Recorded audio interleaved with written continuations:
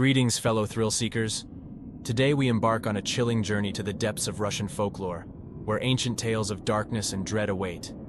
Join us as we uncover 5 bone-chilling stories that have been passed down through generations. From vengeful spirits to eerie encounters in the wilderness, these tales will leave you on the edge of your seat. So prepare yourself for a spine-tingling experience as we explore the terrifying realm of Russian folklore. The Black Curtains. A girl's mother once sent her to the store to buy some curtains for the house. She told her to not get black ones under any circumstances. But the shop that the girl went to only had black ones, so she decided to get them rather than go elsewhere. Later, the mother was annoyed, but still put the curtains up. During the night, the girl's father was strangled, and the night after the same happened to her mother and her brother. The girl ran to the police, who decided to set up an ambush to investigate the murders. They hid in the flat, as the girl pretended to go to bed as normal. Then they saw the black curtains stretch, reaching for the girl's bed to strangle her. The policemen opened fire on the curtains, which started screaming and bleeding as the bullets hit them. Then they fell to the floor, dead. The girl survived. Coffin on wheels. A little girl's mother was very sick and told her daughter that if she died, the daughter should never ever, under any circumstances, paint her nails with red varnish. The girl's mother died, and after some time had passed, the girl forgot about the ban and started painting her nails red. As she finished, the radio in the flat suddenly turned on and announced, "Hey little girl, remove the varnish from your nails. A coffin on wheels has found your town and is looking for your street." The girl was confused, thinking that she had misheard the radio presenter. She turned on a TV show to take her mind off it, but the television took up the refrain. "Hey little girl, the coffin on wheels has found your street and is looking for your apartment block. Take off your nail polish." The girl had definitely heard it right this time, and growing scared, grabbed nail polish remover and began rubbing her nails. She rushed to the phone and dialed her friend's number to ask for help, but instead of her friend's voice on the other end of the line, she hears the same voice. "Hey little girl, the coffin on wheels has found your apartment block. Now it's looking for your flat. Take off your nail polish." The girl threw the phone down and attempted to clean her nails, but the polish on the last nail wouldn't come off. She heard a knock on the door, looked out of the peephole, and couldn't see anybody. Assuming there was no danger, she opened the door. The coffin on wheels was standing in front of her door. The coffin opened, and her mother stepped out. "Why didn't you listen to me?" she asked. Then she strangled her daughter.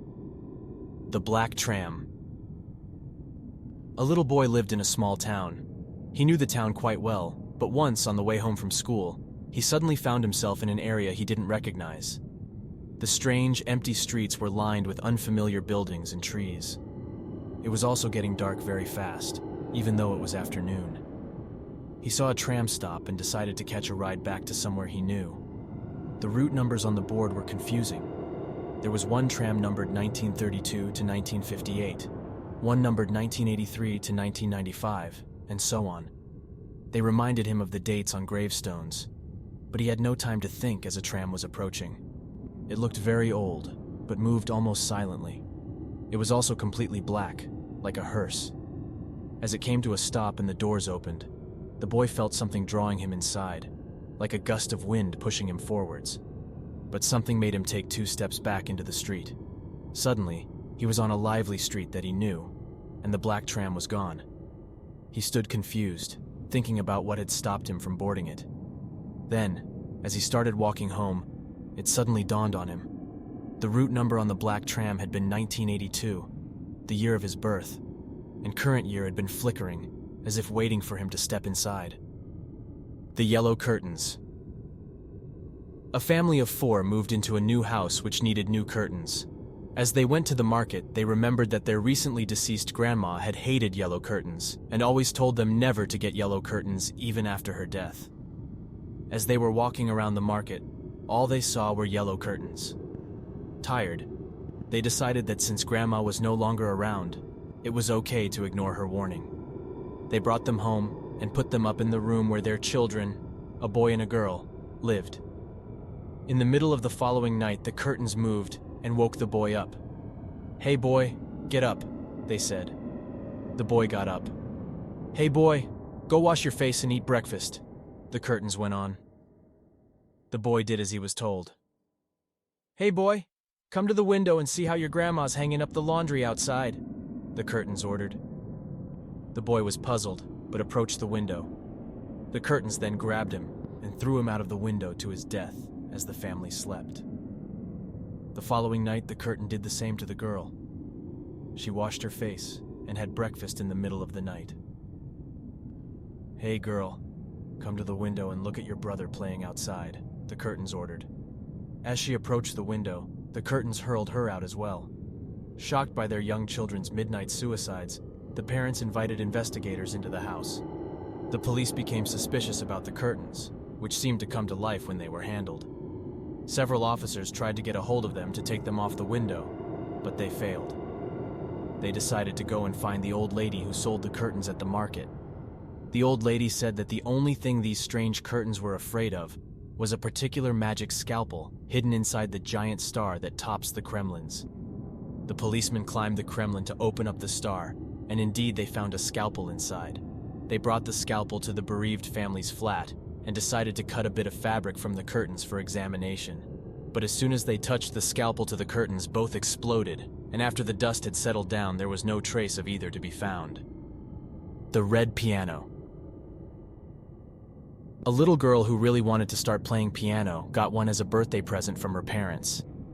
As it was delivered, the store gave the parents the contacts of the only person in town who could fix the piano, an old lady.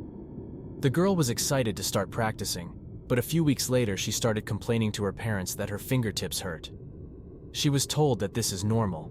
She was just bruising them through over practice, but if she kept going, her fingers would get used to the pressure.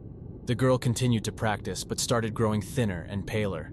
Then, after a month, the piano broke. The old lady was invited over to fix it. When she arrived, she told the parents and the girl they needed to stay out of the room as she was working, as she didn't want any distractions. She shut the door to the room, and soon after, emerged. The piano was fixed. The girl went back to her daily practices and continued to lose weight and color in her cheeks. She was so weak, she could barely walk across the room. Then the piano broke again. The old lady arrived again to take a look at the piano, and again told the parents to stay out of the room. The parents were curious about how such a frail old lady managed to fix such an instrument, and decided to peek inside the room through the keyhole. They saw the old lady open the piano and take out a glass jar filled with what looked like blood. Then she started to drink it. The parents rushed to call the police, who got to the house just in time to arrest the old lady. As they examined the piano, they discovered that the keys had tiny needles built into them, so small they were practically invisible to the naked eye. As the girl played the piano, she suffered tiny cuts which drained her blood, drop by tiny drop into the jar. The piano was also designed to break when the jar was full, so that the old lady could arrive and drink the blood. These tales from Russian folklore remind us of the ancient and unexplainable forces that lurk in the shadows. From malevolent objects to supernatural entities, the stories we've uncovered today serve as a chilling reminder of the darkness that can reside within the human psyche. We hope you enjoyed this bone-chilling journey into the heart of Russian folklore. Until next time, fellow thrill seekers, remember to keep your wits about you and never underestimate the power of a good scare. Stay tuned for more spine-tingling tales from around the world.